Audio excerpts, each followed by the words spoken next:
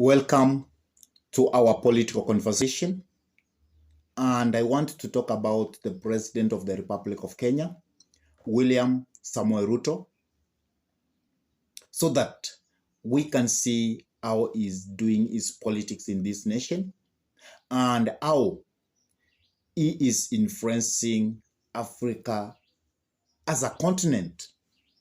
So President William Samoei Ruto has actually been explained in very many ways.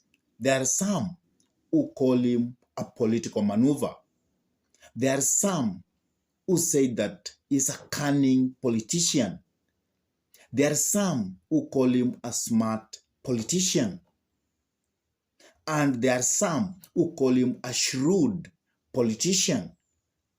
But all that actually explains William Samoei Ruto. They explained the nature of William Samoei Ruto. But from my side, I can explain William Samoei Ruto as a brave leader, as a very brilliant leader. At the same time, I can say he's a smart politician because he understands what he's doing at any moment of time. And he's a very good scholar of the nation. And lastly, you will find that William Samoei Ruto is very brave. He is fearless. So that's how I can explain William Samoei Ruto. And now, if we look at the leadership of President William Samoei Ruto, we can say that William Samoei Ruto leadership, he has that leadership of mixing what we call democracy, and at the same time, he has that dictatorial nature. He applies democracy where it ought to be applied, and he stamps authority where it needs to be stamped. There are some things that William Samoei Ruto does not condone. For example, recently he was cracking on corruption. He told the people that if you are corrupt, we only have 3 ways for you. One way is for you to go to jail if you are a corrupt individual. Another way is that you can be deported outside of this country if you are a corrupt individual. And another way, which he actually never explained deep about, is that you can go to heaven if you are a corrupt individual. And many politicians like Raila Amolo Odinga, they tried to tell him that you should tell us what you mean by saying that you will live to heaven. He told them that what I have said, it is how it is. And what I have said is what I am going to do. So you can hear, you can see from this point that is a person who stamps authority on what he believes, because he knows that corruption in this nation is not something you have to go by using that democratic space. It's something you need to crack the whip. You need to crack the whip so that you can end what we call impunity, corruption in this republic. And that's why William Samoei Ruto is actually cracking the whip. And if we look William Samoei Ruto from that angle, we can say that it's a bit dictatorial. At the same time, William Samoei Ruto is a person who believes in issue-based dialogue, issue-based campaign, issue-based conversation. He does not believe in a kind of confrontation way, because he believes that Kenya is a democratic country. If you have to reach the Kenyans, you must persuade them by using the democratic right. And that's why you are finding that William Samuel Ruto from last time, for him uh, to have the government, to get power, he actually had issue-based campaign. He campaigned very well to the nation. He told the Kenyans what he wants to do for them. And he told even the opposition that this time, si mambo ya kutisha, this time is persuading Kenyans so that they will give any person they feel that he is better for them in the future. So he introduced that campaign, which is issue-based. William Samuel Ruto is also, he has been depicted to be a scholar for Africa, a champion for Africa, a person who can take Africa forward, a person who fights for Africa. For example, he came out and he told the Western world that enough is enough. We need to amend. We need to restructure things like IMF, World Bank. We need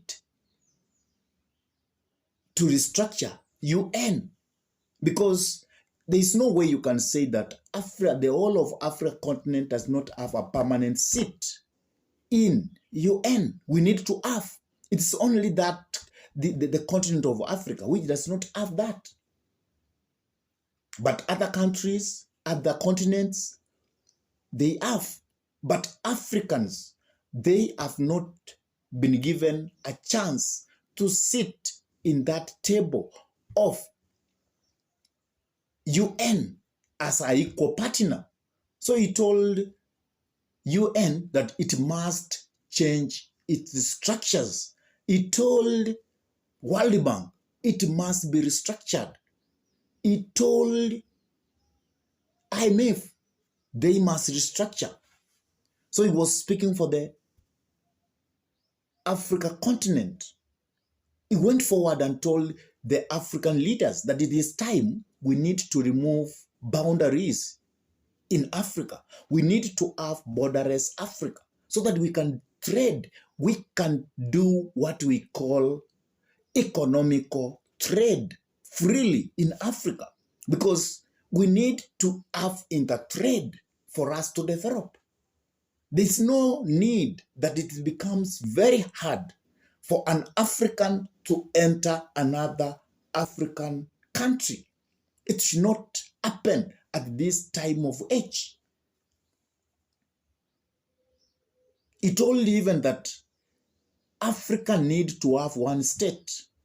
Africa need to have one army for it to be recognized internationally and for it to have that unity. Whenever it goes out with that unity as a continent and as a state, it will have a higher bargaining power and it will actually share the same table with other big nations. So he requested African leaders that it is time we need to unify ourselves. It is time we need to remove what we call the visa, or we need to have one visa in Africa so that it can be easy for us to trade between us. So William Samoei Ruto seems to be very brilliant. He seems to resonate very well with the people of Africa. And for me, I feel that actually what he's doing, it's very good, and he should be encouraged to do that. And also, I am proud of the Kenyan economy, even if it has issues, the Kenyan democracy, even if it has issues here and there, it has not ribbon. But I can say, by fact that the sitting president can relinquish power to the person he never liked, that's a good start. That's a good forward. So William Samoei Ruto also should learn from that. And actually that legacy was left by what? By the late President Daniel Toroitich Arap Moi, because he had to relinquish power to Kibaki, who was an opposition leader by then. So I don't know what's your take about the leadership of William Samoei Ruto, or who William Samoei Ruto is. Please drop your comment in the comment section below. And if this is your first time to pump into this YouTube channel, I request you kindly to take a minute or two and subscribe to this YouTube channel. Give this video thumbs up. Share the video to your friends. And if your friends are lovers of politics, then request them to subscribe to this YouTube channel. And always smash the bell button so that at any moment we upload any political content into YouTube, then YouTube can be in that position to help you or to notify you so that you can watch our content. And as I've said, we want to make this YouTube to be one of the biggest political YouTube in Africa. And because of that, I need you to help me. And I've said candidly that the way you can help me, that is by subscribing, hit the notification bell, share the videos, and like the videos. If you do these 4 things, then I'm very sure within a short time, this will be one of the biggest political YouTube in Africa. And for those ones who have actually subscribed to this YouTube, I cannot forget to say thank you. I cannot, because you always give me the inspiration to do what I'm doing. So thank you so much. And with that, I say goodbye. May God bless you abundantly until we meet in our next political conversation. Bye.